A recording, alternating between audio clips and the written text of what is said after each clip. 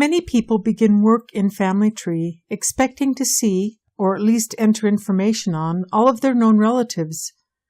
This is the way things worked under the old PAF program and in the more recent individual family history programs. Family Tree is different, however.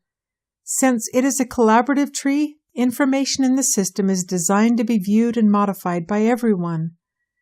Because of privacy issues, you will not be able to see your aunt, uncle, cousins, grandchildren, in-laws, etc., even though they may already be in the system.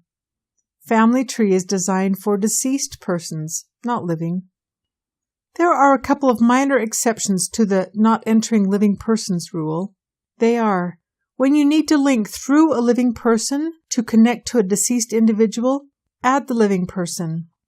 When you are a member of the LDS Church and created your account based on your membership number, you can see limited information on yourself, living parents and grandparents, current living spouse, and living children. All other living persons should be invisible to you unless you entered the data. So what do I do with the information on my living relatives? Keep it in a separate personal family history database like Ancestral Quest, Roots Magic, Legacy, Ancestry, etc. Use the link familysearch.org/apps/ to see possibilities and prices. Why is it a problem if I enter information on living relatives into Family Tree? Information on individuals listed as living can only be viewed by the original submitter. If 1,000 of your relatives all submit information on a given living individual, then eventually the 1,000 will have to be merged one at a time. Persons listed as living cannot be merged with anyone else, living or dead.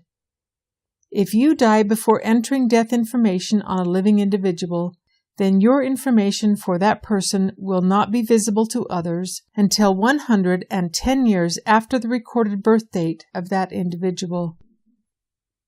If you did not enter at least a birth year, the data may never become visible to others.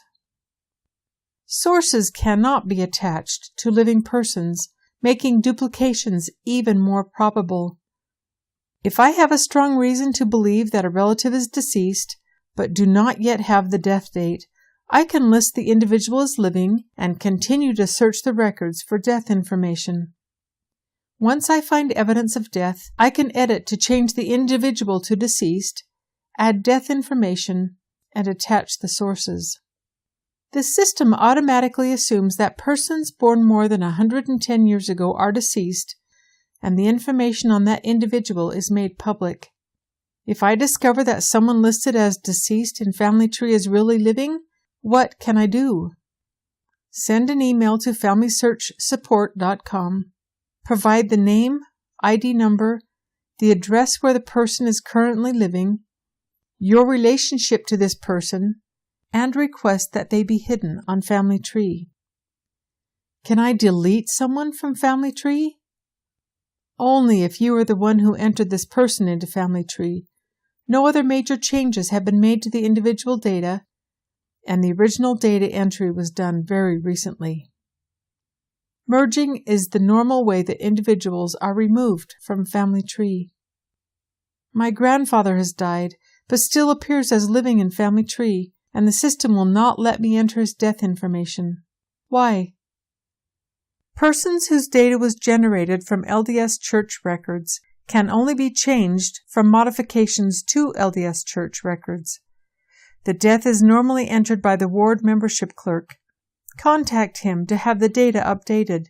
If this doesn't work, send an email to FamilySearchSupport.com explaining the problem, attaching the name and ID number, a digital copy of the evidence of the death, and your relationship.